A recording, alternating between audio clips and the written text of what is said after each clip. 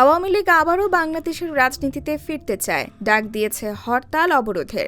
আদৌ কি সম্ভব কয়েক মাস বা বছরের মধ্যে আওয়ামী লীগের প্রত্যাবর্তন? কি বলছেন বিশেষজ্ঞরা?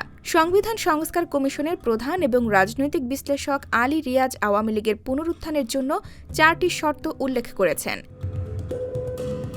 সেগুলো হলো 16 বছরের শাসনামলে বিশেষ করে 2024 সালের আন্দোলনের সময় সংগঠিত অপরাধের জন্য নিঃশর্ত ক্ষমা চাওয়া, দলের বর্তমান মতাদর্শ পরিত্যাগ করা, শেখ হাসিনার পরিবারের কোনো সদস্যকে আর নেতৃত্বে না রাখা এবং মানবতা বিরোধী অপরাধ সহ সকল নৃশংস অপরাধের বিচার নিশ্চিত করা। আলী রিয়াজ ইউনুসের নেতৃত্বাধীন সরকারের একটি কমিশনের ভাইস চেয়ারম্যান। তিনি সংস্কার প্রস্তাব নিয়ে ঐক্যমত গড়ার কাজ করছেন। তিনি বলেন, জুলাই আন্দোলনের সময় যেসব ব্যক্তি গণহত্যার জন্য সরাসরি দায়ী তাদের বিচার হতে হবে, যার মধ্যে শেখ হাসিনাও অন্তর্ভুক্ত। এই শর্তগুলো পূরণ হলে তাদের প্রত্যাবর্তন নিয়ে আলোচনা করা যেতে পারে। বিদেশে থাকা জ্যেষ্ঠ নেতারা সামাজিক যোগাযোগ মাধ্যম ও টকশোতে কর্মীদের পুনর্গঠনের আহ্বান জানাচ্ছেন। একই সঙ্গে দাবি করছেন, ইউনুসের নেতৃত্বাধীন সরকার ব্যর্থ হতে চলেছে।